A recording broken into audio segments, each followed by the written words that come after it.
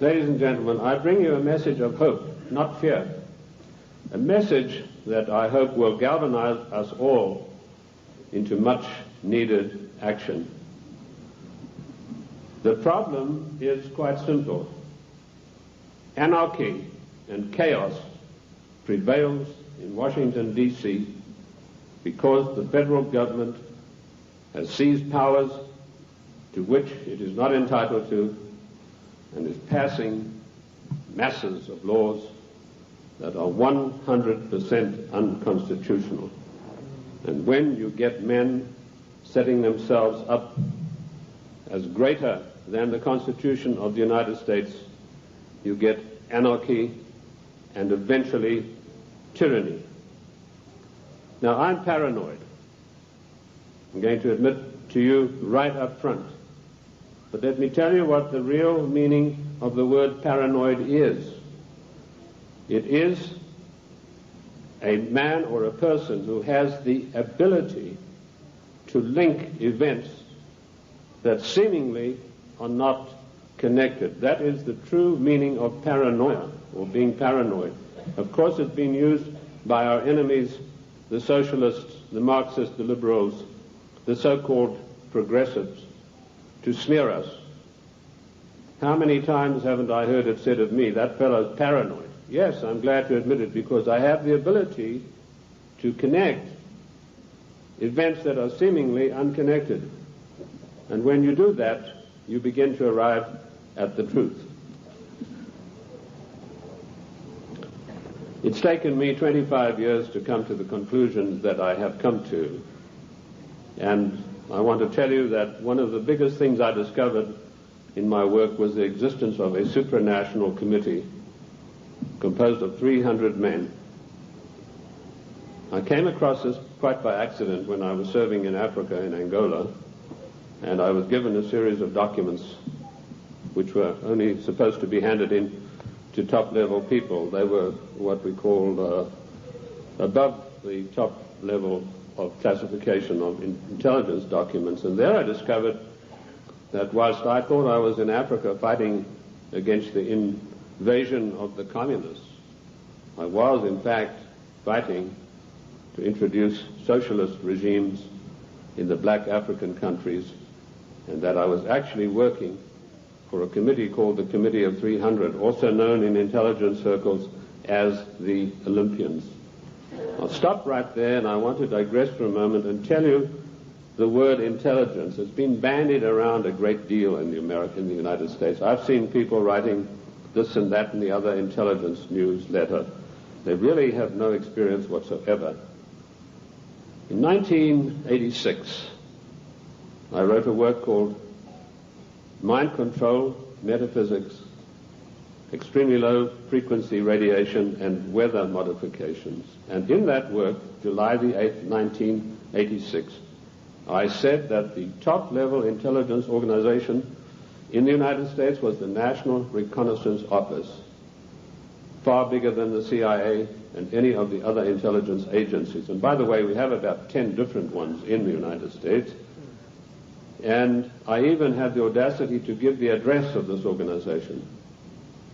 3 weeks ago, Mr. Sam Donaldson, the gentleman who wears that beautiful toupee so effectively, he came on with a program in prime time, and he said, this is one of the biggest scoops that ABC has ever had. And he told about the National Reconnaissance Organization. The exact same thing that I published 8 years earlier.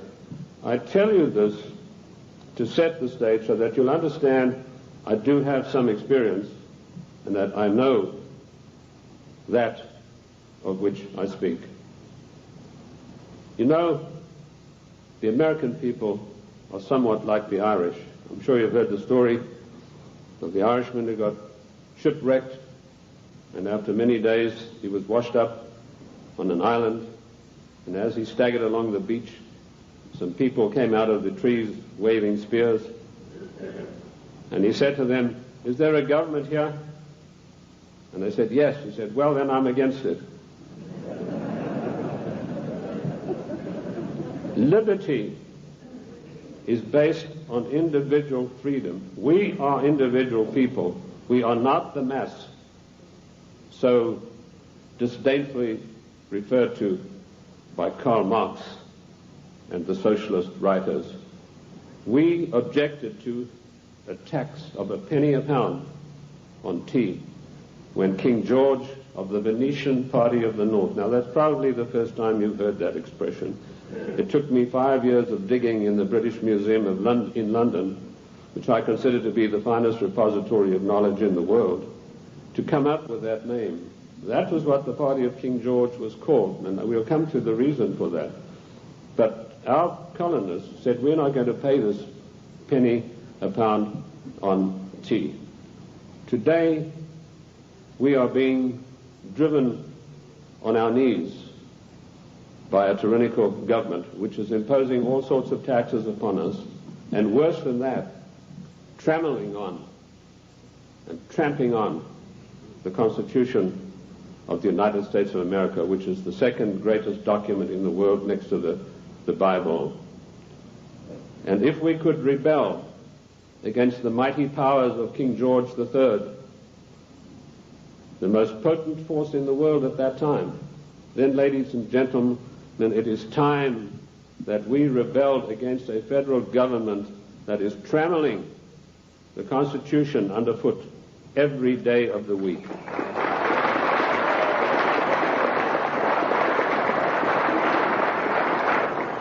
King George III of the Venetian Party of the North did more than that. He sent Adam Smith, a servant of the British East India Company, to formulate a policy which he called free trade. And by the means of free trade, Adam Smith, a greatly beloved economist of the Marxists, the socialists, and the liberals, hoped to bring the small manufactories and the industries established by the colonists to their knees. Let me tell you unequivocally that free trade is piracy. There is no such thing as free trade. We have to reject this constant brainwashing to which we are subjected. Free trade began with Adam Smith and the British East India Company. Now, who is the British East India Company? They played a massive role in the history of the United States of America. Only you are not taught this in your schools or in your universities, but you need to know. In my book, The Committee of 300, which took 20 years of research, and incidentally, I was only a little bit behind with Karl Marx. He spent 30 years in the British Museum in London, where he got most of his things from. I point out that the British East India Company was the most powerful trading company in the world. They made their massive monies out of the dope trade. They first grew prime poppies in Kew Gardens in Kensington, London, got the best producing opium poppies. They then shipped them to Benares in India, where they began a massive plantation of poppies, opium-producing poppies. They then used their famous tea clippers to transport the poppies in the form of raw opium to China. And by their military force, they imposed an opium policy on China that turned the Chinese nation into a nation of addicts. And they enforced this policy, which was known to the royal family and Lord Gladstone, the Prime Minister, and every one of the lords and ladies in England. And they made a massive, huge fortune. In researching these documents in India House in London, I came across some of the manifests of the old tea clippers and the numbers of kegs of opium they carried and the values. And I totaled up these things, and I found to my astonishment that if we took 1970 as an optimum year for profits in General Motors and Ford, in 1 year, the opium trade with China was 3 times the profits of the combined profits of Ford and General Motors in 1970. And this was shared by 300 people. That was the committee that ran the British East India Company. They all had equal voting rights. They could not outvote each other, and of course they were sworn to secrecy. The descendants of the British East India Company today run the United States. And I will hope to prove my thesis as we go along. They also interfered in the development of the United States on every occasion. They armed the Indians, they armed the people against the settlers who were pushing west. They ran the Hudson's Bay Company. They also ran so-called mission stations in China and got these missionaries who were really not missionaries at all to push opium on the Chinese. And I remember a conversation with the late Gamal Abdel Nasser of Egypt, Prime Minister of Egypt, President of Egypt, and Mohammed Aikel, one of the top journalists, with Chow En-lai. And Chow En-lai told him, he said, you know, the Americans and the British made China a nation of opium addicts, and now with the Vietnam War, it's our turn. We are going to make the Americans a nation of opium addicts. So you can see the influence, the evil, baleful influence of the British East India Company upon the great nation of the United States of America. They were the ones who financed the war. They put up the money for the British troops to buy the Hessian mercenaries and to fight the colonists. Those brave 3%, let me remind you that only 3% of the people took arms and stood up against the mighty army of King George III.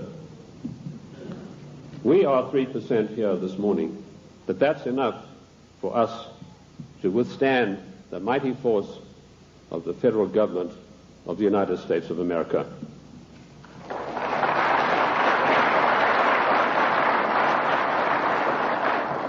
These 300 men in the Committee of 300 still run the world today with an iron fist.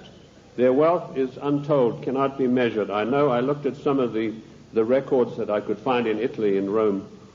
I've done most of my work on location, and this has always been invaluable to me. And I came across the families in Italy who were called the Fondi, meaning the people who had all the money. They were all members of the Committee of 300, the Lucatis, the Recanatis, the Volpi du Miseratis. These people are so wealthy that they would make David Rockefeller look like a piker. That is how rich they are. And this is the committee that runs the world. Now, in my book, The Committee of 300, I name every one of them. This is not a book that talks about they. It gives you specifics. And I must say I do the same thing in my new book, Socialism, The Road to Slavery, which was 10 years in researching. On July the 4th, 1789, George Washington told the Congress, it is necessary for us to impose tariffs to protect the manufactories of our colonies. That was the first trade barrier. Now, let us dispose for once and for all with the words that have been implanted on our minds, like isolationist, and you are for restricted trade, and you are against global trade. The United States of America did not grow great on global trade.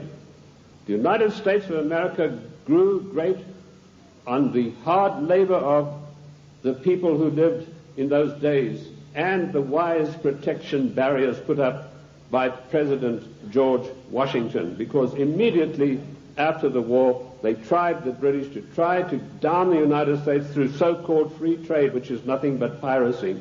Free trade, ladies and gentlemen, is a one-way street which allows other countries to dump their products on our markets to the detriment of our own people. That's what free trade is. It's strictly a one-way street. The trade barriers were increased by Lincoln, Garfield, and McKinley, and all three presidents paid with their lives for that policy. Disraeli was particularly incensed with Lincoln. Disraeli was the British Prime Minister at the time, and he ordered British MI6 to assassinate Lincoln, which is what they did, the same way as British MI6 publicly executed President John F. Kennedy at a later time. Our founding fathers and our presidents saw the value of trade barriers. They realized that we, if we wanted to progress, were not to be the dumping ground of the world. And I'm going to leave that subject for now and return to it later. The format that I want to use this morning is The type of questions that are most often asked of me, I've spoken to hundreds of thousands of people across the United States and worldwide, and I've been on many, many radio shows, and these type of questions, we note them, and this is what comes up most of all. Who and what is the Committee of 300? Well, I've dealt with that. I've told you this is a supranational body that knows no boundaries, respects the laws of no countries. The first time that they were publicly announced was by a German socialist by the name of Walter Rathenau. Now, I'll give you some background of Walter Rathenau. He was the financial advisor to the Kaiser of Germany, and he was also the financial advisor to the Rothschilds, the French family Rothschild. So he must have known what he's talking about. He made an astonishing statement in 1934. He said, there is a committee of 300 men that rule the world. They are known only to each other, and nothing happens without their consent. When former head of state Mikhail Gorbachev visited the United States a few years ago, flanked by George Bush and Quayle, he opened his Gorbachev Foundation in the United States. And he let slip, he said, this is being done with approval of the Committee of 300. CNN cameras were on him. They immediately switched. Now, I wrote to CNN and I said, could I have a transcript of this program, which they said was available. I never got a reply. I followed it up with letter after letter, but nothing ever came of it. The point I'm trying to make, ladies and gentlemen, is that the federal government, the secret upper-level parallel government that runs the United States, does not want you to know that you have an upper-level parallel government that calls the shots, that dictates what is going to happen to your life and mine. So that's how I found out about the Committee of 300. The next question is, what are their goals? Their goals are a one-world government, latterly called the New World Order. The one-world government began with King George III. At the time that the colonists were brave enough to take him on, King George was already busy formulating a one-world government, and he had lined up at least 50 countries that were willing to come into this future world dictatorship with him. The goals then, very simply stated, are to make the world over into a one-world, new world order dictatorship controlled utterly and completely by this Committee of 300. How can they possibly carry out their goals? That's the next question that I'm often asked. They do it by dint and by virtue of their fantastic wealth and the fact that they control thousands of the top banking institutions, the political organizations, insurance companies. In fact, one of the giant insurance companies, a man called me and said, do you mean to tell me that they are controlling the Metropolitan of New York? I said, the Metropolitan of New York is peanuts. He said, how can you say that? That's a giant American company. I said, well, compared with the Assicurenzi de Generali de Venezia, it's peanuts. That's the biggest insurance company in the world. They control in that organization everything that happens in the world in the insurance field comes out of Venice. That's why Venice is so important, because in Venice we have the black nobility. Now that has nothing to do with the color of the skin of the people, and I'm going to come back to them as we go along. So the goals are a one-world dictatorship of the most brutal kind, and how they carry it out is they have these interface banks, insurance companies, mining conglomerates, every conceivable control in politics, including the Democrat Party of the United States, which is, of course, since 1980 behind closed doors at a secret caucus in Washington, D.C. The Democrat hierarchy took on the goals of the old Socialist Party USA, i.e. based upon the Communist Manifesto of 1848. If you have a copy of my book, and I'm not pushing it, but in my book, The Committee of 300, I list every one of their huge gigantic corporations, how they interface. And this, ladies and gentlemen, is an eye-opener because it gets right down to the nitty-gritty of your everyday life in cities and towns across the United States.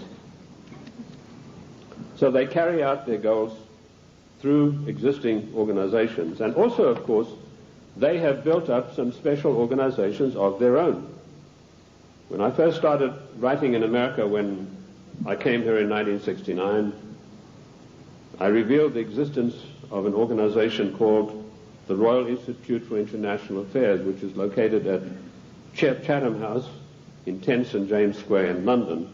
I also revealed the existence of the Club of Rome, the Cini Foundation, the Mont Pelerin Society, the Order of St. John, which was known but not known.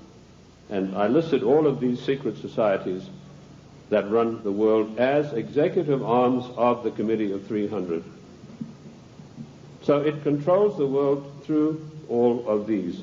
The Royal Institute for International Affairs is the executive arm of this committee, which gives instructions to the United States government to this very day. The chain of command is as follows. Every Secretary of State that has been appointed since 1919 is appointed by the Royal Institute for International Affairs. That may come as a shock for you. You think you vote and you put a conservative in the White House, and then he appoints supposedly or allegedly conservative people to carry out the policies that you wanted him to implement. Surprise, surprise. I ask you to find me a conservative Secretary of State since 1919. And if you search diligently and apply the correct rules, you will come up blank. Every one of the Secretaries of State was chosen in London by the Secretary of State, as was Wilson, the President Wilson, as was Roosevelt, as was James Earl Carter. He was specially chosen because he'd had 3 mental breakdowns, and they felt he would be a good guy to manipulate. Oh, I'm talking facts. I'll tell you the story of that. In my World in Review news magazine, I wrote that, James, I'm digressing a bit here, but it's necessary to do that now and then. It's not a sign of a bad speaker, although I don't put any laurels around my own neck. But James Earl Carter was not a known entity in the American scene. I first heard of him through my intelligence contacts, particularly my French sources, who were one of the best in the world after MI6, and he told me, your next president is going to be a peanut farmer from Georgia. And I said, how come? He said, right now they're meeting at the Dorchester Hotel in London. And if you get your fanny over there, he said, you'll find that there's a lot of goings on you might like to look at. And lo and behold, that's what was happening. The Royal Institute for International Affairs had ordered David Rockefeller to find a candidate who was totally weak, preferably a little mentally weak. And they put one of the greatest brainwashing specialists in the world, trained by the Tavistock Institute for Human Relations, Dr. Peter Bourne, on the job. And he said, it's funny you should say that. One of my patients is a guy from Georgia, James Earl Carter, and this guy can't take rejection, and he's been to me 3 times for a nervous breakdown. So they hiked Carter over to London and feted him at the Dorchester Hotel, which is a very ritzy place. And they feted him and wined and dined him, and the next thing we saw, Time, Newsweek, every newspaper in the country, James Earl Carter. Now we, in our little magazine, World in Review, we told those of our subscribers, this man is your next president. We also did exactly the same thing with William Jefferson Clinton, because we had the story of the Club of Rome. We knew who Agnelli was. We knew that Agnelli had had a huge love affair with Mrs. Pamela Harriman, and that Mrs. Pamela Harriman was the doyen of the Democrat Party, and Mrs. Harriman had been given the task of finding the next president of the United States, a socialist. And she picked up Clinton and said, you're our boy. But there's one snag. Clinton went up there, brushing his forelock back, said, well, you know, there's one problem. My wife's left me. So Mrs. Harriman was dumbfounded. She said, well, you better give it back in a hurry. And he said, no, she doesn't want to come back to me because of my tryst with other women. That's how he put it. My philanderings would have been a better word, but he said tryst with other women. So Mrs. Harriman sent for Mrs. Clinton, And she duly came to New York, and she sat her down and said, look, if you want to be the first lady of America with all the attendant prestige and power, you better forget about your husband's philanderings and get right back to him. And that is precisely what happened. And when I heard that had happened, I knew this guy was the next president. And we wrote that in our news magazine. And sure enough, a year later, here came marching into the scene William Jefferson Clinton. So the RIA, the Royal Institute for International Affairs, does control everything that happens in the United States. They give their orders to the Morgan Guarantee and Trust Bank on Wall Street. And the chief executive officer of that organization is Dennis Weatherstone. And he duly relays the orders over to the Secretary of State, whoever that happens to be. And he then relays the orders to the President. There was one exception to this, and that was during the illegal, 100% unconstitutional Gulf War. Now, I'm going to use a word, and I apologize to the ladies for this, but I need to tell you this graphically to illustrate the power that the Royal Institute for International Affairs exercises over the affairs of the United States of America. When George Bush was hesitating and didn't know whether he should get into the Gulf or not, the Prime Minister of Britain, Mrs. Margaret Thatcher, came over to the Committee of 300's headquarters at the Aspen Institute, Colorado, and this is the phone call that she had with George Bush. She said, George, this is Margaret. Apologies to you, ladies president. Get your ass up here. I've got some orders for you about the Gulf War. And Bush went scurrying up there like a little messenger boy. And the next thing we know, there was this massive outpouring of propaganda to start a war against the nation of Iran, a nation that had never done this country one iota of harm. I use those illustrations in order to give you the extent of the control that is exercised by this Committee of 300. There are many other societies that are operating for the RIIA. The Illuminati, which has been around for many, many years. I've written a work called The Illuminati in America, 1784 to 1994. A lot of people think this is an ancient secret society that's gone away. They think that Adam Weishaupt had a quarrel with the Catholic Church and that's it. Don't you believe it? 13 of the top families in the United States are in the Illuminati today, and they have a big say on everything that happens politically in this country. Then we have the Society of Cincinnati, which I don't think many of you will have heard about. That is an ultra secret society to which every president of the United States is forced to belong, including our so-called conservative presidents. And I point this out to you to show you that it doesn't matter who is in the White House. This Committee of 300, through the Royal Institute for International Affairs, through the Council on Foreign Relations, exercises complete control. But their strongest arm is called the Club of Rome. Now, when I first heard of the Club of Rome in 1969, I immediately began my investigation. And as Ken told you, all of my investigations have been done on location. Every one of them.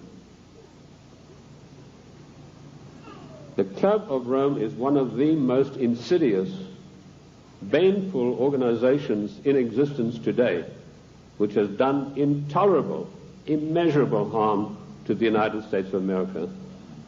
This Committee of 300 told a man called Aurelio Pecci to form this Club of Rome with the main object of bringing down the industries and the agricultural development of the United States.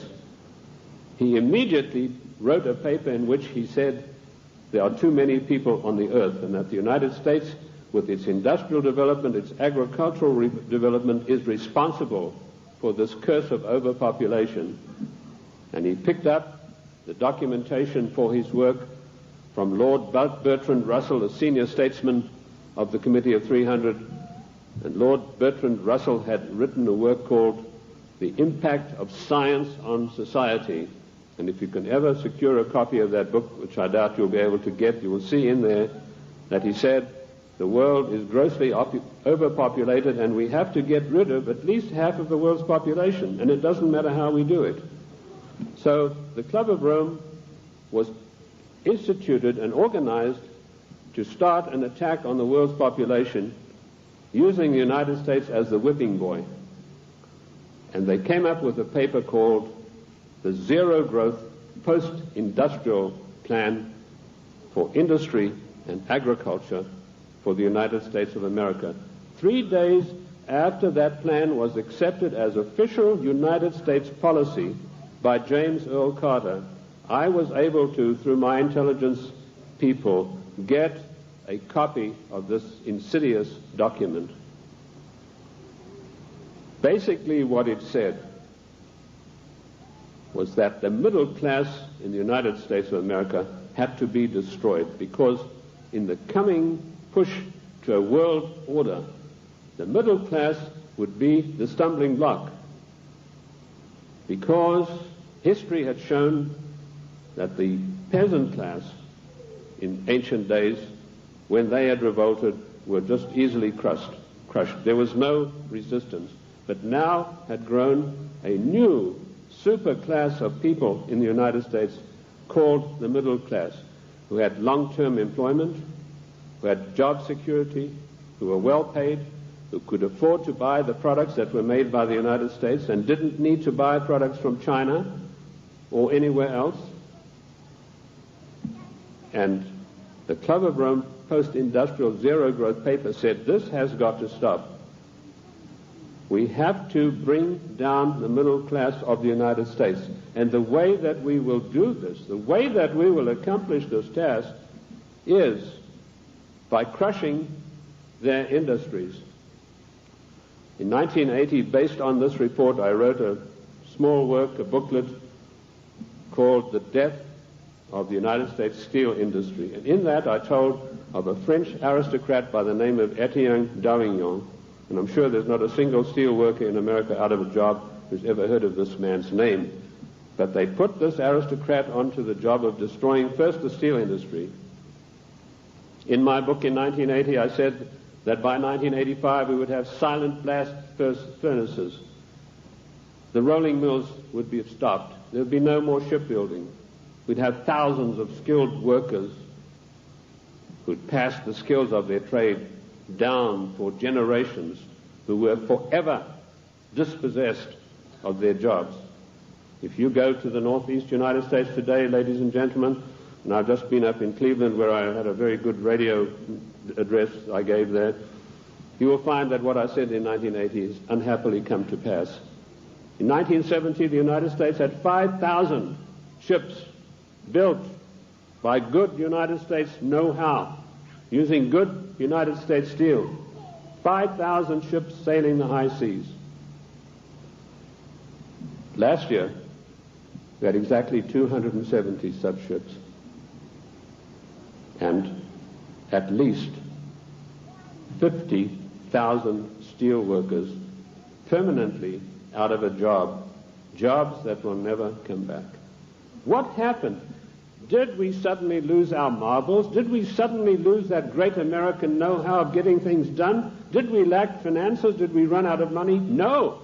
None of those things happened. What happened was this dastardly Club of Rome had sent their emissaries to the United States to deliberately destroy our steel plants. And they did it by opening the doors of so-called free trade. And everybody who signed the NAFTA treaty and everybody who signs the GATT treaty when it passes is a traitor and a seditionist.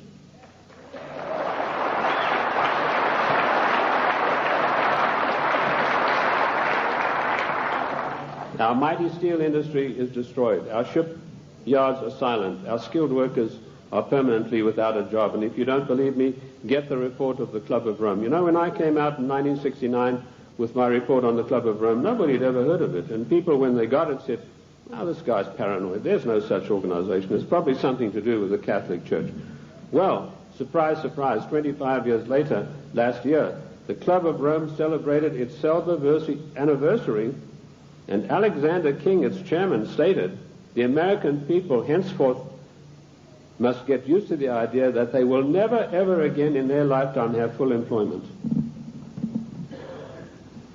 What a scandalous thing that our government is fully cooperating with this organization built up by the Royal Institute for International Affairs to destroy the middle class of the United States and to add to the policies of global genocide. And that brings me to the next question. What is the Global 2000? Once again, when I heard about this policy, it was 3 days after it had been accepted by the United States government as its official policy. And the Global 2000 was a blueprint for mass genocide produced by the Club of Rome. Basically, what the Global 2000 calls for is the destruction of half of the world's population by the year 2050. Hence the title 2000. They built a case based on Bertrand Russell and H.G. Wells' findings that the world was going to be overpopulated, would be a terrible place to live in. That was picked up by a fellow called Robert Strange McNamara, and a stranger individual you're not likely to meet in this world. And this man had a conference of all the leading bankers about 12 years ago, and he said the biggest menace facing the world today is the American middle class and overpopulation. He linked the two together. And he said, by the year 2050, this is the state of the world. All of these unfed, unwashed people, no jobs. He said, do we want to live in a world like that? So the Global 2000 was a genocidal plan to take care of the people of the United States who don't have any jobs and who, like Alexander King said, are never going to get their jobs back, and the masses of people in other nations. That is why we had the sudden appearance of AIDS.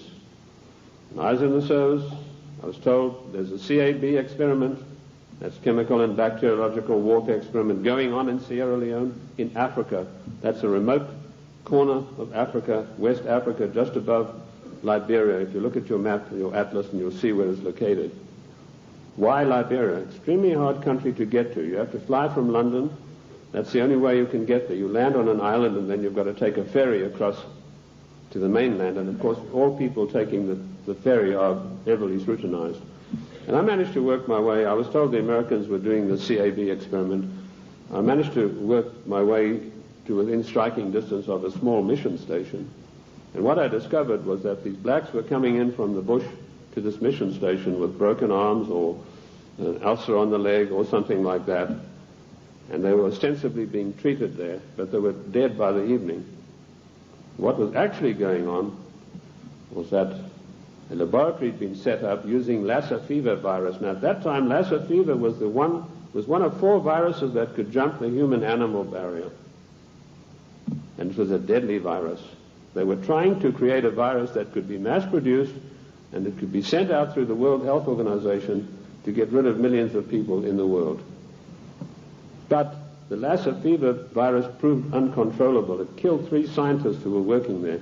So the orders came from Washington, burn the place to the ground, and that's exactly what they did within a radius of 100 miles. They bottled up some of these viruses they'd been experimenting with and took them back to the Centers for Disease Control in Atlanta.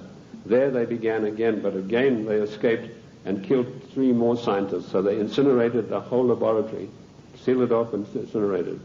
The same experiments are now going on in Harvard University right now. But they're not using the Lassa fever virus. That has proved to be too tough for them to handle. Instead, the United States government gave millions of dollars to the United States military chemical and bacteriological warfare establishment at Fort Detrick, and they began experimenting with the AIDS virus. I knew about the AIDS 3 years before the word ever came out in the world, in the United States particularly, because of my field work in Sierra Leone. The British government used their Porton-Down CAB facility. It's easier to get into the Bank of England vaults than to get into Porton-Down. All the deadliest viruses in the world are being crafted there, in pursuance of the goal, the Global 2000, to decimate the world. Shortly after this experiment had finished at Fort Detrick, the World Health Organization started a massive vaccination campaign. They said, for once and for all, we're going to wipe out the scourge of smallpox. They chose Africa and Brazil, launched a massive vaccination campaign. Immediately, AIDS began to appear. Thousands and thousands of people began dying of the strange new virus, which the World Health Organization then said had come from the bite of a green monkey. They forgot to tell you the green monkey's been there for centuries, and he'd been biting people, if he ever did, for centuries, but no disease of that nature had ever occurred. The World Health Organization deliberately took this virus, which was crafted from a series of animal viruses, including Mediavirus sheep, which destroys the brain, which is why you find AIDS patients get dementia probably first before any of the other AIDS-related complex diseases appear. And they began vaccinating innocent people on a massive scale, and they began dying like flies. Why Africa and why Brazil? Because those two countries had the biggest black population in the world. And I want to tell the black people of the United States of America, do not trust the Democrat Party. Do not trust government. Do not believe that government is your friend. To them you are dispensable, the same way as we are. Millions of people died. I went through Uganda on an inspection tour, and I saw whole areas decimated where previously there had been small towns and villages. There was not a living soul in sight. And that is going on today. The AIDS epidemic is completely out of hand. It swept the world. It's been swept under the carpet in the United States of America. We were told that this is a disease which is passed by homosexuals. True enough, but that's not the primary cause of it. This is a crafted virus that was spread throughout the world to decimate the population. Coming behind them, and we reported this about 2 years ago in our World in Review news magazine, is the Vibro 19 cholera virus, a deadly killer. You get this cholera in the morning. If it's not immediately treated with massive doses of expensive antibiotics, you'll be dead in a day and a half. This epidemic swept India, carrying away millions of people. I don't know if you've heard of it in the press. I doubt it. Behind that is a deadly strain of malaria, and some of our forces in Somalia contracted this disease. A strain of malaria which acts almost like the HIV virus. It attacks the human immune system. And behind that, the Black Plague. Now, you've had some experience with Black Plague recently. Experiments were conducted in this area and in California with the Black Plague, distributing them, these plague viruses, to definitive areas by means of enfolded scalar waves using extremely low frequency radiation, which was a warfare technique developed in 1934 by the great Soviet virologist V.A. Gertchev. This is not Buck Rogers stuff, ladies and gentlemen. This is today's deadly truth. So some of the Indian reservations were targeted, and all of a sudden they began dying of Black Plague. And then we were told, well, the harvest mouse droppings are responsible. Well, the harvest mouse has been doing his droppings for centuries, but none of them got the Black Plague before that. But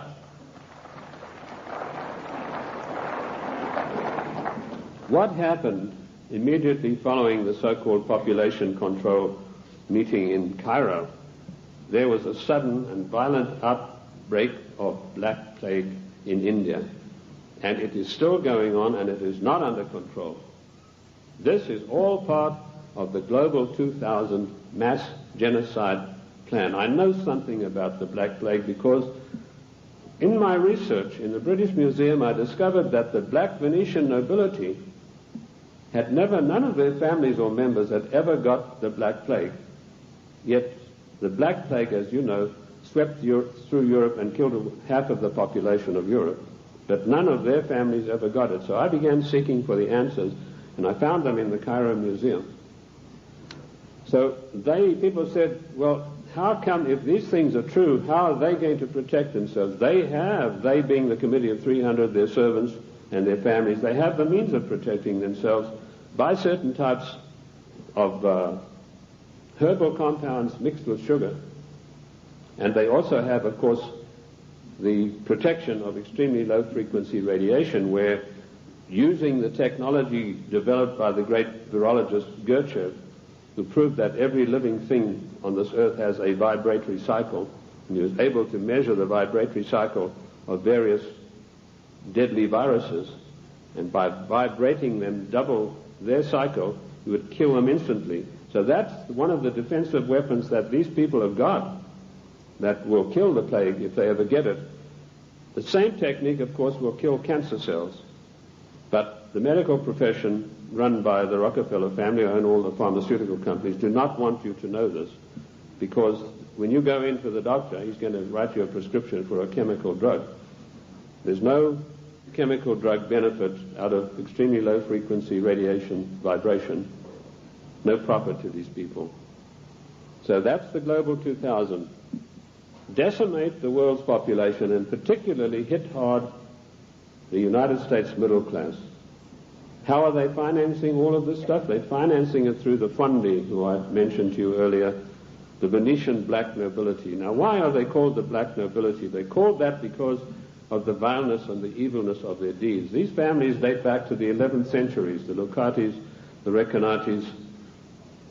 They were called, and the Guelphs, by the way, I'll come to them, they're particularly interesting. They were called that because of the evilness of their deeds. They make Lucrezia Borgia look like a Sunday school teacher. They had so much money, which is the outcome of the drug trade, the years of investing, the years of gaining control of every mining, mineral, gold, oil, natural resource of the world, that they can afford to finance these things. So the black nobility are the ancient aristocrats of Venice and Genoa, and they called that because of the nature of their deeds. The black Guelphs were one of the worst of them. Now, interesting enough, the Queen of England, Queen Elizabeth II, is a Guelph. She's not a Windsor. This was a title that was evolved in 1935 by her father to put researchers off the track. I like to include myself in that category, although I wasn't doing it then. I was much too young to be doing it, but he didn't like that certain people were getting hot on the track of who this royal family actually was, and so this was put out that they are the House of Windsor. They are not. They're the House of Guelph, and it's important for us to know that, because every time there's a financial crisis, it follows a meeting of the black Guelphs upon the Royal Britannia yacht of the Queen of England, which anchors off the coast of Venice, and all the world bankers meet over there and say, now this is what we're going to do to country X, this is how we're going to control this worldwide situation, and then they go off and give their orders to everybody. So that is the way it is done.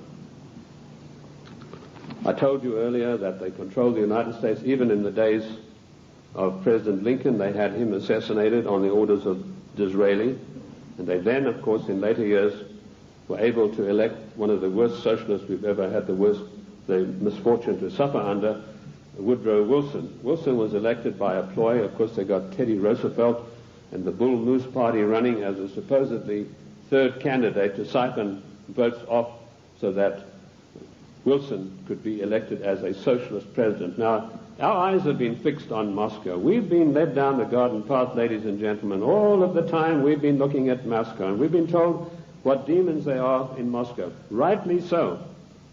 But all the time this was going on, the Trojan horse of socialism in Washington, D.C. has been stealing our country away from us. And in my book, Socialism, The Road to Slavery, I give you a full and factual description of exactly how this was done.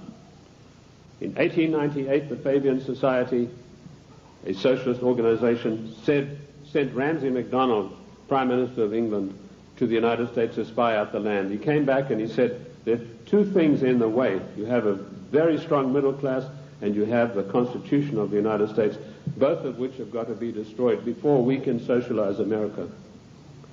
The first step they took was getting a socialist president in office in the form of Woodrow Wilson.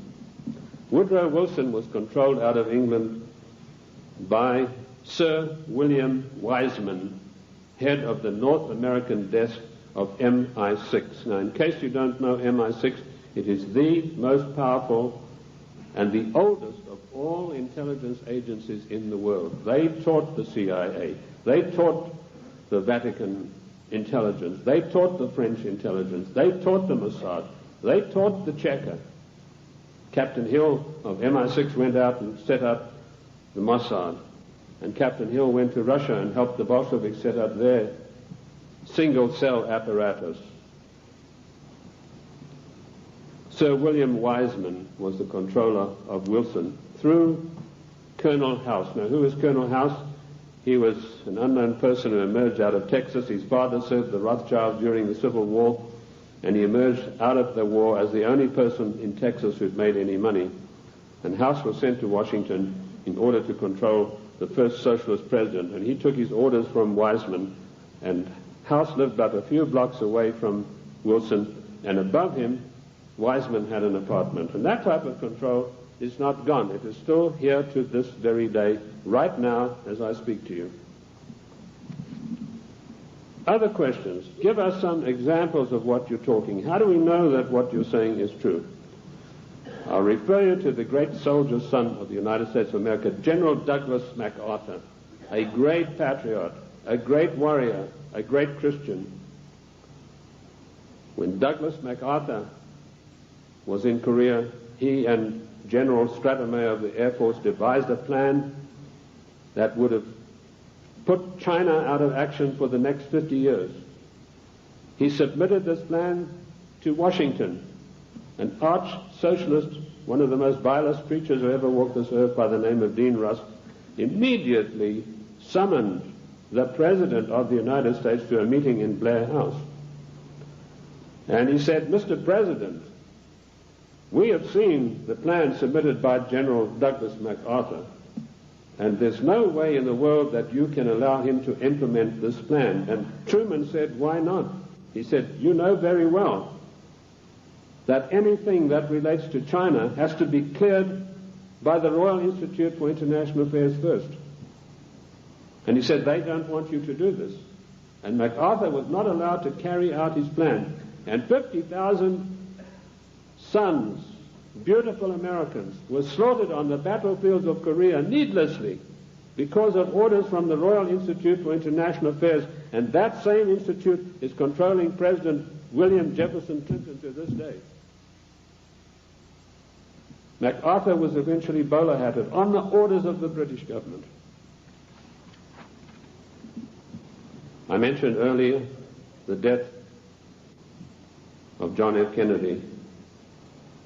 Given the methods that are well known in intelligence circles of how to get rid of bothersome people, it would have been a very simple matter to make it look as though Kennedy had died of a heart attack or some other natural cause. Instead of that, in order to warn every president that would follow in his wake, every powerful person in this country in the know, you do not kick over the traces. You obey us, or you will see what will happen to you. Kennedy was publicly and brutally executed in a plan carried out by British MI6 under the control of Sir William Stevenson and his lieutenant, a Canadian citizen by the name of Major Louis Mortimer Bloomfield. Now, you won't get that in any of the accounts of the Kennedy assassination. You'll find it in my book, The Committee of 300. You'll also find it in my monographs about the Kennedy assassination. Who are these people? Sir William Stevenson ran American intelligence throughout the Second World War out of the RCA building in New York. His second in command, a Canadian citizen, Major Louis Mortimer Bloomfield, ran Division 5 of the FBI counterintelligence. You want examples of how Britain controls this country? I have given you them. I've also told you that every Secretary of State since 1919 is selected by the Royal Institute for International Affairs on the orders of the Committee of 300. Why is this? We go to these conventions and there's all the hoopla in the world. The balloons are flying, the straw boaters are in the air. Bush has been elected conservative president. Reagan has been elected. What happens in reality? The Secretary of State, who's charged with carrying out the policies, subverts each and every one of them. You show me a Secretary of State that has acted in the best interest of the United States of America since 1919, and I will give you the only money that I've got in the bank, which is about $1,500. you're welcome to it, because I know that you will not be able to do that. Every Secretary of State has subverted and acted in a treasonable manner towards the people of this great country. And when they haven't done it directly, they've done it through surrogates like Lachlan Curry, who ordered the military to jettison a shipment of arms destined for the great Chinese leader Chiang Kai-shek, to jettison overboard these arms in the Indian Ocean. And that's exactly what they did. We think that we elect our presidents. Ladies and gentlemen, we do not elect our presidents. They are selected for us long before we'd even heard of them. And I've given you 2 examples this morning of how this is done. The 300 office at Aspen keeps a tight control over every political event that takes place in this country. And it was this office, through Margaret Thatcher, that ordered President Bush to violate the Constitution of the United States of America and to violate his own personal oath to uphold the laws of the United States by sending our troops to the Gulf War against Iraq, a nation that had never done us any harm. And we did it by the dirtiest of dirtiest tricks. We got the daughter of one of the Al-Shabaab clan, there are over 400 of these people, and these are the most degenerate, disgusting people that you'd ever come across. The ruler has 140 wives. He doesn't have them all at the same time. When he gets tired of one, he says, I divorced thee 3 times, and she's gone. When the Iraqi troops came in there and they turned it over to the Red Cross in Geneva, 140 marriage certificates. This is the man that your sons and your daughters are propping up today in Kuwait in a most illegal manner, in violation of the Constitution of the United States of America. And Bush did a Texas two-step around the Constitution. He did not get the mandatory declaration of war. I'm not a lawyer, but I've studied the annals of Congress, the congressional globes, and the congressional records for 25 years. And in those pages will be found more wisdom, more in-depth information about the Constitution than you'll ever get from any law school. Anyway, most of the law schools have professors far to the left of Marx, and they don't know anything much about the Constitution. I talked to a few people, one lawyer in Congress, I said, what do you know about the Constitution? Well, I got 1 semester of law when I was at law school, and in that was something about the Constitution. Our Constitution is not even taught in the United States school system. Isn't that an utter shame and a resounding disgrace? Bush sent the troops.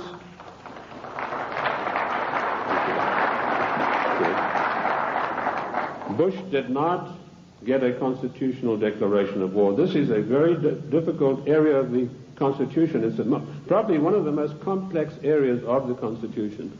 It's a 5-step process that involves both houses making separate declarations, then joint declarations, then the army has to be informed, and then the public has to be informed, and then we have to be told whether this is a private war or a public war, i.e. whether all the armed forces are going to be employed or only one branch. In so-called police actions, the President has 45 days to use only one branch of the service. Bush violated his oath of office by going to the United Nations, to which we do not belong, and getting them to give him a so-called color so that he could send our troops to the Gulf. Our troops to this day are in the Gulf illegally, in violation of the Constitution of America, and we're still paying for it. The story that the Gulf states put up all the money, you go and ask the General Accounting Office, as I did, how much money have they paid? We are still paying for the Gulf War, and now we've got another huge bill to meet, billions of dollars, for Clinton's fantasies, to go out there and support this disgusting Al-Shabaab clan. I don't know if you know the story of Kuwait. It's really a horrendous one. I don't want to get into that too much, but that land was stolen from the Iraqi people by the British imperialists. They came in and drew a line through the sand right through the middle of the most important oil fields that had just been discovered, the Rumelia oil fields. Thenceforth, this is going to be called Kuwait. And they brought up these tame sheikhs from Bahrain and put them in as the rulers. And since then, they've been stealing the oil off Iran, and the proceeds go to the British banks in the city of London for the Committee of 300. They're just doing the same thing now in South Africa with the gold. That's part of their tactics to gain control of all natural resources through the world. I also touched briefly on Giovanni Agnelli and Mrs. Clinton and how she had left her husband, and Pamela Harriman. Pamela Harriman, for her duties in getting Clinton elected, was given a plum job as ambassador for the United States to France. And this is what happens to the traitors. Patriots are punished and traitors are rewarded. Dennis DeConcini, who voted for the giveaway of our property in Panama and who voted for the crime bill and every other obscenity that is passed by the federal government in violation of the Constitution, he's now going to get a plum ambassadorship when he retires, on top of his huge pension of something like $200,000 a year. I've been asked whether Clinton will stay the full term. Yes, he will. Clinton will stay the full term because he's been given a job to do, and that is to pass certain far-reaching socialist measures. And he's been very successful in doing that with the help of so-called Republicans. I personally am not in favor of political parties. I'm like George Washington. He said, political parties are baneful, and in the long run they are harmful. What happened in NAFTA, a so-called conservative, Mr. Newt Gingrich, who I wouldn't trust as far as I could throw him, went out and acted as the floor manager, as the party whip in true parliamentary style, and he whipped up 132 Republicans, so-called, to support NAFTA. And no doubt he will do the same thing with this dreadful GATT treaty, which is coming up in a vote in the lame duck session. So he's going to run, and I'll let you into some information which I just got a few days ago from French intelligence. Clinton would not be able to run on his record or anything that he's done or anything meritorious. So what he's done, he sent emissaries, and this is the first time you're going to hear this. You might hear it in 1996, but this is the first time you're going to hear this now. He has sent emissaries to Iran to dig and promise huge sums of money to any of the Iranians who will come up with the actual documentation of the scandal where our prisoners were kept there until Reagan was elected the president. And if he can come up with this documentation, he's going to keep them. In 1996, he's going to come out and say to America, I have here documentary proof of how bad your Republicans are, President Bush and Reagan. Look what they did. And on the strength of that, he hopes to run in 1996. That's what he's doing now. He's taking the money that he's not entitled to, and he's using it to bribe the Iranians to come up with these documents. I don't know that they will, because I think they like him even less than I do, and that's saying a lot. What is the Clinton agenda? Clinton has been instructed to socialize America, and let me tell you that the enemy in Washington is more to be feared than the enemy in Moscow. I've said this for years. What does socialism do? It forces changes upon people that they do not want and do not ask for. And we've seen how dangerous that is when we look at the programs that were supposedly programs invented by the United States government and by the presidents. A man called Stuart Chase, an arch-Fabian socialist, wrote a book called A New Deal. Frances Perkins, who was the first female socialist cabinet minister appointed in the United States in the Roosevelt administration, she got hold of a copy of this book and she ran to Roosevelt and said, look, this would be a marvelous program for you. So in the 1932 Democrat and by the way, don't call them the Democratic Party because they are not. We are a confederated republic. We are a constitutional republic.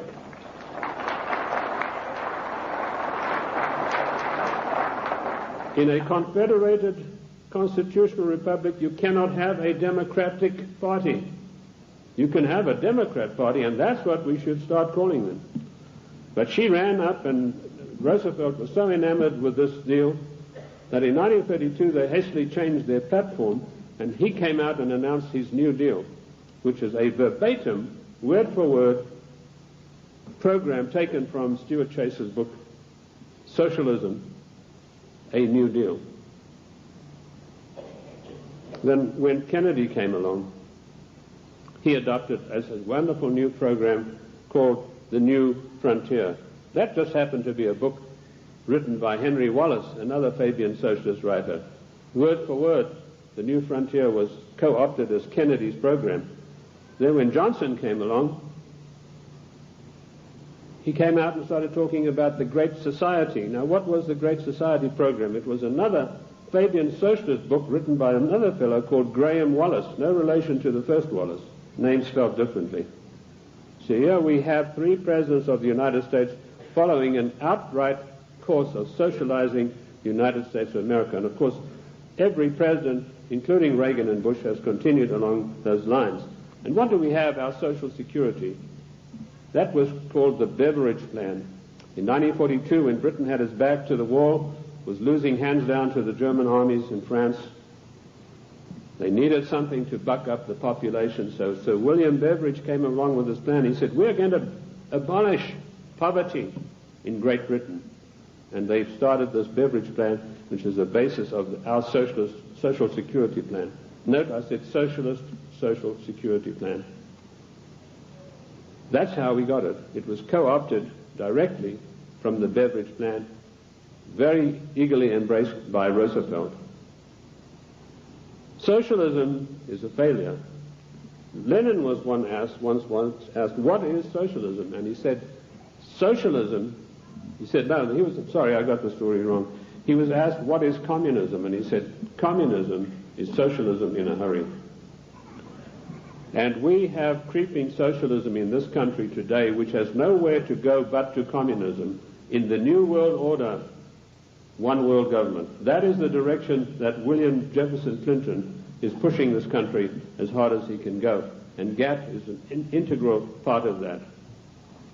The socialist policies of England failed miserably. They got the great Professor Harold Lasky of the London School of Economics. I once was asked to give a talk there, and it was me against 600 hostile left-wing students. And I had a pretty torrid time of it to start with, but in the end I did get a very good hearing from them. But that same Professor Lasky was sent to the United States to see how the Constitution could be got around. And he said, there's one good way we have to do it. We have to break down this provision that says there's no transfer of powers between the three branches. And we have that happening every day. We have Clinton calling himself the Commander-in-Chief, which he's not.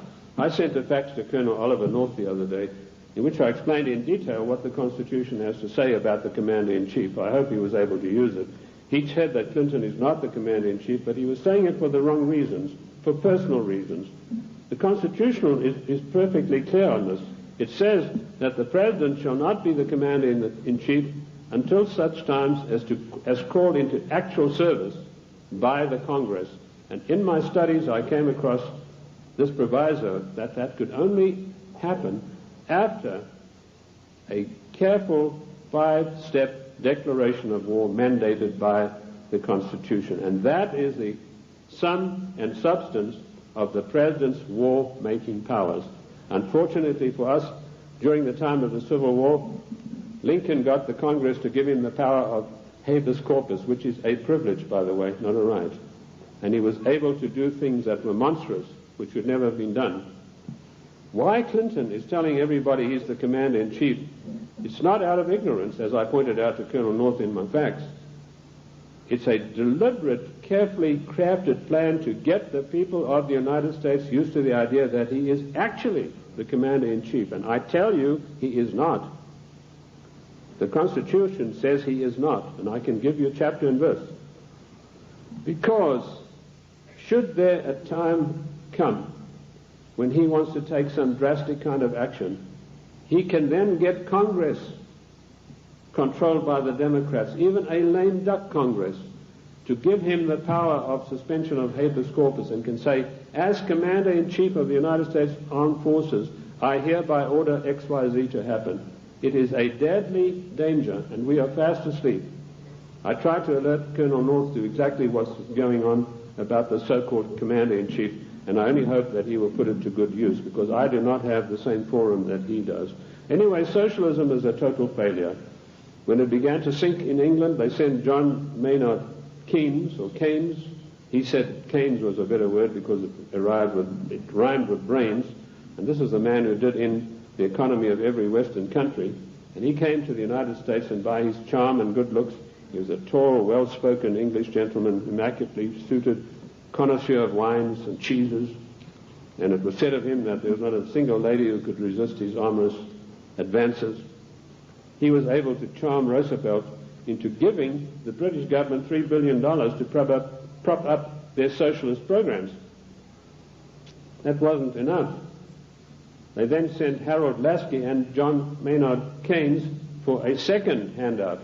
This time they got $7 billion. And when Roosevelt was asked about this, he said, let's forget all of those silly little dollar signs.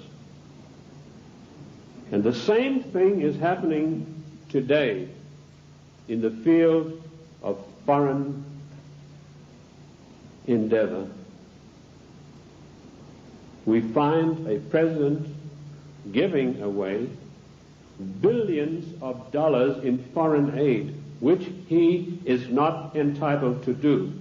I have searched the congressional records, the congressional globes, the annals of Congress, to find out if there is an empowerment for the federal government, our Congress, to dish out billions of dollars every year like a Santa Claus to foreign nations. And I could not find it anywhere. And where the Constitution is silent on a provision, it means it is a prohibition of that provision. What I did find was that when President Monroe was trying to get us involved in Latin America, he tried to get some money sent down there. And the Congress stood on its hind legs and said, this is a matter that's out of your purview. This is a matter for the Congress, and we deny you foreign aid because it's not constitutional. And that is what set Monroe at variance with the Congress. If you know his history, he spent his entire life fighting the Congress over that issue. Nothing has changed. The Constitution of the United States is immutable. I violently disagree with Justice Ginsburg, who says the Constitution is flexible. The Constitution is not flexible. Our founding fathers meant it to be an immutable document that would stand the test of the ages of time and foil people like William Jefferson Clinton and Roosevelt and every other dictator that is going to follow, unless we stand up and take back our states' rights.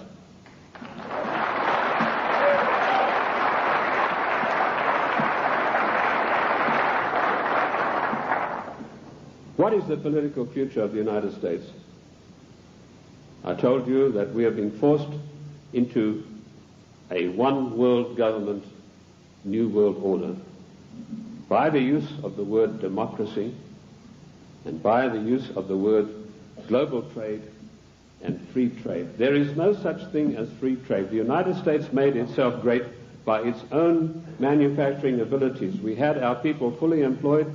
We had our people who could buy all the products that we made. We did not need global trade. If people wanted the privilege of selling on our markets, they had to pay customs tariffs. And did you know that up to 1913, all the money that it took to run the United States came from customs tariffs? We had no income tax. And in 1913, we had a surplus of $5 billion after all our bills were paid. Now comes Socialist Wilson, and the first thing he does, he calls for a joint session of Congress, and he said, we've got to stop this isolationist. Ladies and gentlemen, this word isolation is a smear word. It's intended to deceive you. We do not need global trade. We need full employment. We need our people back in full-paying jobs. We need our industries revitalized. We have today 40 million unemployed Americans, and Alexander King has stated the policy of the Club of Rome, followed slavishly by William Jefferson Clinton. Americans can forget about full employment in the future forever. 40 million, those are the real figures. We have 25 million people underemployed, people with great skills who are acting as doormen in hotels, flipping hamburgers, for God's sake. These people, and they talk, Mr. whatever his name is, Reich or whatever it is, he says, oh, the Clinton administration has created 2 million new jobs. Well, I don't like to pick on his size, but I think it's gone to his head. if you get the drift of my meaning. There's no 2 million jobs of any magnitude being created. He's talking about makeshift jobs. We have the biggest underpaid, underemployment class in the world today, and we have the middle class totally destroyed by the socialist administration, and Clinton is hand in glove with him and going along with him as fast as he can go.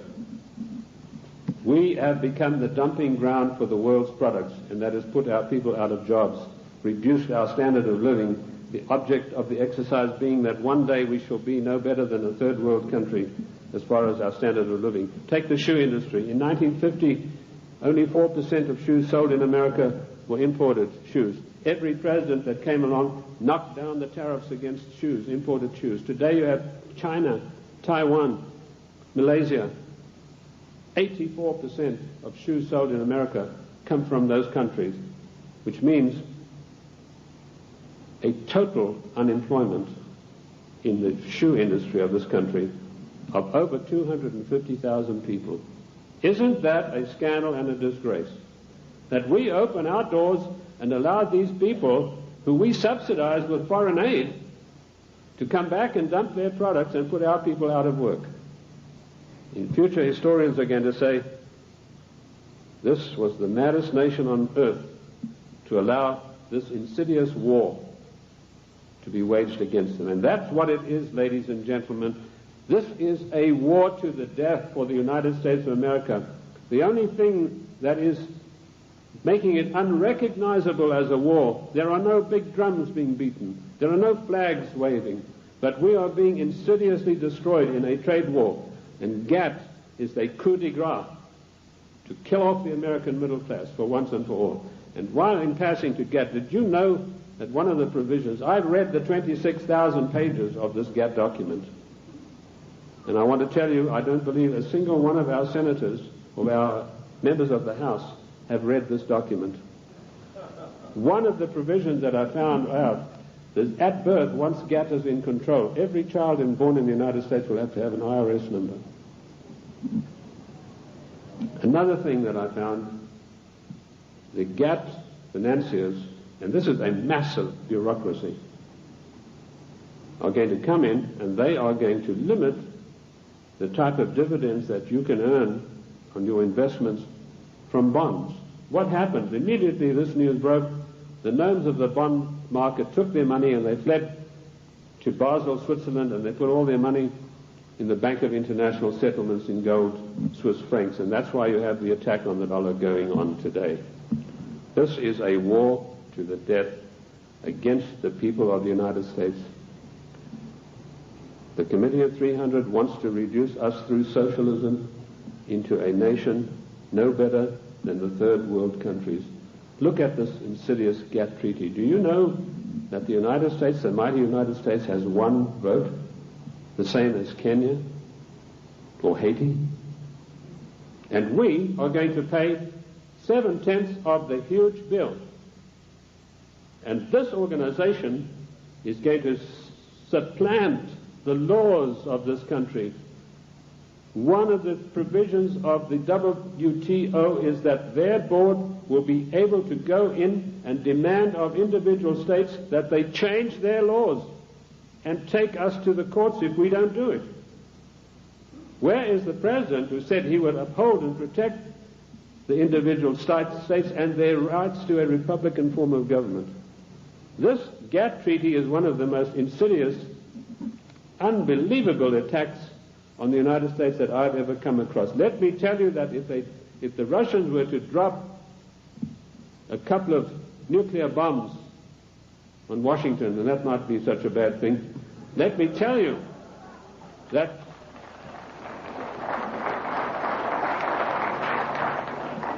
they could never hope to do the damage that GATT is going to do. Ladies and gentlemen, you have to marshal every one of your resources.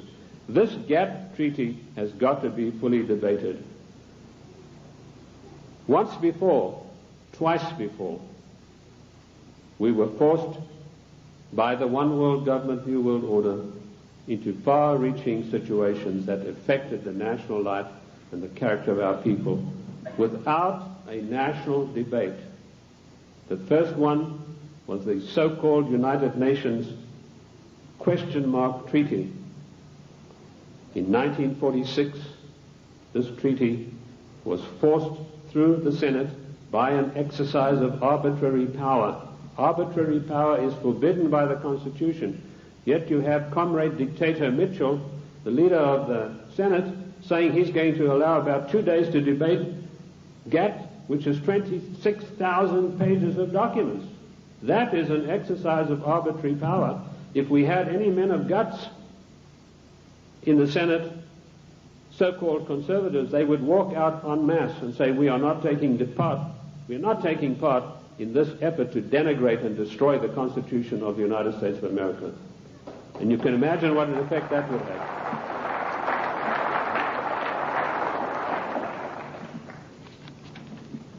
GATT will be allowed to be debated for 2 days, 26,000 pages, and some of the most insidious things that you've ever seen are in this document, and they all, every one of them, say GATT shall override all the laws of the United States. The President and our senators and our House members are supposed to uphold the law of the United States. If they sign GATT, they're guilty of sedition and treason. Period. That's it.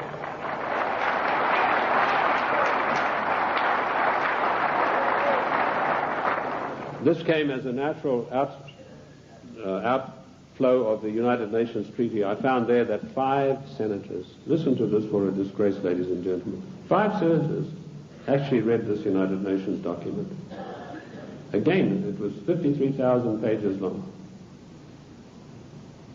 5 senators, and they had 3 days to read this document, and it was then rammed down the people of the United States. I want to tell you that we do not belong to the United Nations. One of the greatest constitutional scholars it was ever my great pleasure to speak with was the late Senator Sam Ervin, who told me there's no way under the noonday sun that we could ever have joined in the United Nations. We did not join the United Nations, and we do not belong to it now. I've written a little work called Is the United States a Member of the United Nations? And you'll find in there, I give you chapter and verse constitutionally why we cannot be. 1965, we had another national calamity without a national debate. The Democrats reformed immigration. Now notice, every time some far-reaching thing happens, then the socialists come along with the reform. It's to reform health, which, by the way, Lenin said a national health plan is the arch of socialism. So now you know where Clinton got his national health program from. He took it straight out of the Communist Manifesto of 1848. They were not satisfied with immigration as it was. The bulk of the people came from those who were related to the Jeffersons, the George Washingtons, the Davy Crockett's. They were not satisfied with that. Without a national debate, without asking the people of this country by your leave, the Democrats in 1965 forced through an Immigration Reform Act that totally changed the face of the United States and will totally change us. And one of the architects of that was the same Dean Rusk, the swine who stopped MacArthur from bombing the Chinese back to the Stone Age, and, of course, Nicholas Katzenbach. I want to give you some statistics. Now, people have accused me, they said, you are a racist. First of all, the word racist is a very modern smear word. If you look in the dictionaries in 1919 onwards, it did not exist. What they really mean to say is you are a racialist, i.e. a person who's proud of your race. I'm not saying this against any group, any nationality. I want to show you how the socialists, without our permission, without a national agenda, without a national debate, will change the face of the United States. In 1984, the people from traditional immigration stock made up 74% of the total population. By the year 2080, less than 100 years from now, we will make up 39.5% of the population. And it goes on. The Hispanics were 9.4 in 1980, they'll be 15.4. The Asians, 2.4, will be 13.3 of the population. In other words, the traditional Americans of the Davy Crockett, George Washington, the people of Monroe said, would make a real contribution to America will be in the distinct minority. And this is thanks to the Democrat Party, who in 1965, without by your leave of the people, changed the rules. And now they've got us blindsided by concentrating on illegal immigration. Illegal immigration is nothing. That's a small problem. The legal immigration that was authorized in 1965 without your permission, that's where the big problem lies. These statistics were provided to me by a man called Lee Bouvier, who was one of the leading advisors to a former INS official. And of course we know that abortion is another way in which the population is being diminished. I have challenged judges all across the country to show me in the United States Constitution, where is there provision for abortion? And I've yet to see. Oh, they say in the Fourth Amendment. Don't you believe it? The Fourth Amendment has nothing to do. It doesn't mention the word abortion. And where a word is not mentioned in the Constitution, it is a prohibition of that word. There's no such thing as free choice. This is a communist doctrine brought to this country by a woman called Madame Calonte. Madame Calonte you've probably never heard of, but she is the inventor, the author and the finisher of NOW and NARL and abortion. It's all in my book, Socialism, The Road to Slavery. Where do we stand now? I told you that we're in danger because the separation of powers mandated by the Constitution are being broken up every day. You now have the idiocy of Clinton having line item veto. That means if he doesn't like something, he can go and veto just that line that he doesn't like. That is breaking down the separation of powers forbidden by the Constitution. Also meddling in trade. The President has no right to be meddling in any treaty whatsoever. That is strictly for the House according to the Constitution of the United States. And I dealt with the Commander-in-Chief situation already. We need to understand the seriousness of the Commander-in-Chief. Lincoln said that if we allow this title, he said, we are then putting presidents where kings stood. And he said one of the most hated powers of kings was their ability to make war at any whim that came to their mind. And if we do not stop this Commander-in-Chief nonsense with Clinton, that's where we're going to find ourselves. We are already there with Haiti, and we are already there with our troops being sent to Kuwait. I want to tell you that the cost of the Middle East peace so far, to you, the American taxpayers, is $38 billion, and the clock is still running. Jordan was given $4 billion to sign this treaty. The other nations have been guaranteed credits and all sorts of things that will bring up the total to $38 billion for this so-called peace accord in the Middle East to come about. Of course, it's doomed to failure, but that doesn't matter. In the meantime, it makes the President of the United States look good. We need to understand something. I told you today there's anarchy and chaos in Washington. That is because the United States government is a government of strictly limited empowerment. It cannot just willy-nilly go making bills. For a measure to be introduced into the House, it has to be in consonance with or in pursuance of something already in the Constitution. If it is not, it is unconstitutional. And I've looked at 3,000 bills passed in recent years, and every one of them are unconstitutional because they were new things that some lighter-than-air incendiary fairy-head liberal said, well, I'm going to introduce this into the Congress. I'm going to have this law passed, like Dinah Swinstein's 19 assault rifles banned. There's no thing in the Constitution that would allow her to do that. Specifically, the 10th Amendment is very, very precise, and I can quote you 54 instances where this is mentioned in the Annals of Congress, the Congressional Records and Globes. The 10th Amendment is a restriction on the federal government. Our founding fathers were very frightened to give unlimited powers to the federal government. Daniel Webster said we must cage them like a lion, must not give them unlimited powers. It is a government of limited powers, but particularly the 18 amendments. And just to make sure that the federal government would understand this, in the 18th Amendment, there's a little title that's very important. It says they can only do things that are necessary and proper. And I want to ask you, is rushing our troops off to Kuwait to protect the income of the decadent Al-Sabah family, whose money goes to the Royal Institute of International Affairs banks in London, is that necessary and proper for the United States to be doing? We don't get any benefit out of that. No. The 18th Amendment, necessary and proper. The 10th Amendment, the police powers of health, education, and police protection are entirely reserved for the states. And I can quote you 48 court cases from the annals of Congress, from the statements made by the Founding Fathers.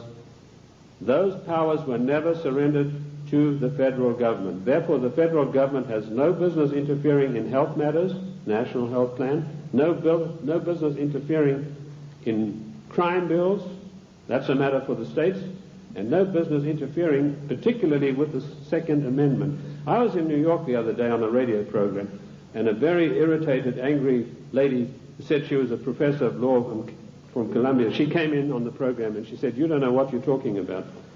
She said, it's not a right to bear arms. I told her exactly what it was. And she said, well, if that's true, then voting is a right. I said, no, voting has never been a right. The only rights and the only civil rights we got are found in the Fifth Amendment. And that's all. Forget the 1868 Act. That was done when the United States, the southern states, were under occupation. They were occupied countries. Forget Nicholas Katzenbach's 1964 Civil Rights Act. The only civil rights we've got are those contained in the Fifth Amendment. And health, education, and police powers belong to the states. Mrs. Swinstein has no right passing a bill classifying 19 types of assault weapons. What is an assault weapon anyway? Any gun is an assault weapon. That's what you use guns for. You use it to shoot people or animals or protect yourself. Any gun is an assault weapon. A knife is an assault weapon. You know, now they have this poor, almost idiot Brady running around the country. They're using him shamefully to push for gun control. This man doesn't know whether he's Arthur or Martha at the moment. This is not an issue of gun control. This is an assault on the Constitution of the United States of America in total. You cannot take one part of the Constitution and attack it and exclude the others. And this is what it is. It is an attack upon the Constitution of the United States of America.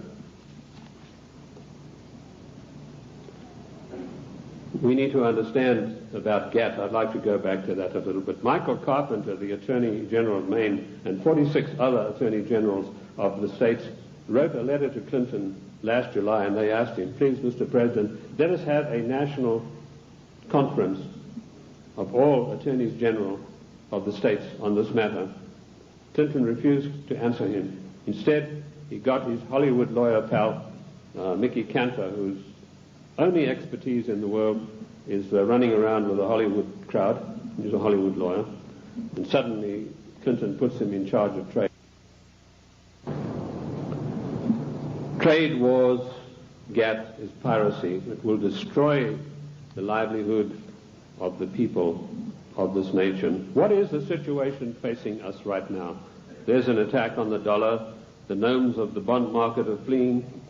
I've written a work called The Economic Implosion, Year of Crisis, 1995, in which I predict the collapse of our economic system as we know it today in pursuance of the GATT Treaty. One of the things I know for a fact that this will be an implosion, i.e. our system will collapse on the ground of which it now stands. It's not going to be an explosion that will scatter everything. And we know that GATT will come in and say how much you can get for your interest. They will also put the International Monetary Fund in charge of our finances, and banking in this country will be in the control of 5 major banks. That will help to control the situation and further destabilize the country. That is the aim and object of all of this. Once a nation is destabilized, it's very easy to deal with it and push it into a socialist new world order, a one world government. Ladies and gentlemen, I want to say to you today, the time has come for us to recognize that we are 50 individual nations. We have all the rights of an individual nation. We gave only limited empowerments to the federal government. They have grossly, flagrantly violated the concord that we have with them. Therefore, we, the masters, have the right to go to Washington and tell them, the servants, henceforth, this concordat is severed, unless we understand from today all of these unconstitutional measures will be rolled back and a new system will come into being. The Federal Reserve Bank, that private enterprise bank, will be put out of business.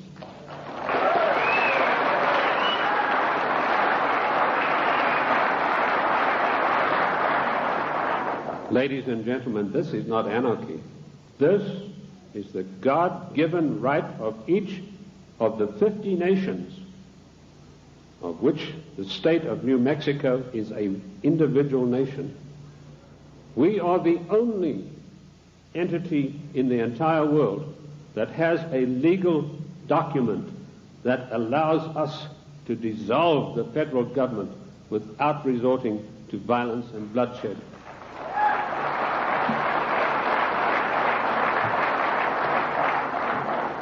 Ladies and gentlemen, I can tell you from my own experience that I have seen a rising tide in this country in the last 5 years.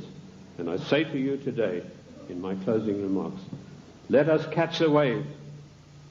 My own plan is to form an organization, a foundation, if I can get people with money to back me, where I will teach what I've learned from the Constitution, what I've gleaned from the annals of Congress, the Congressional Globes, and the Congressional, to maybe 100 educators, lawyers, if you will, other people who are interested.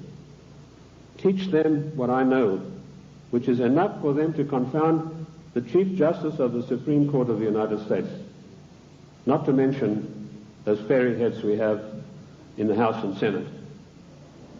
They, in turn, will spread across the land, teaching others, and they, in turn, will teach others until we have a grassroots movement that is spread across this nation of people who really know, not just to recite the Constitution, but know all of the provisions, the ins and outs, the nuts and bolts, who, when somebody like Mitchell says, we're going to give 2 days for this gap treaty to be debated, 1 million people will demand and tell him that you, sir, are exercising arbitrary power and you shall not be allowed to do this, and quote the Constitution. We could do that with every one of these unconstitutional measures.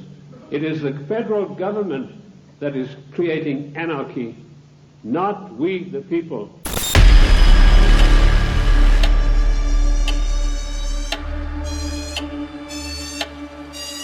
People should not be afraid of their governments. Governments should be afraid of their people.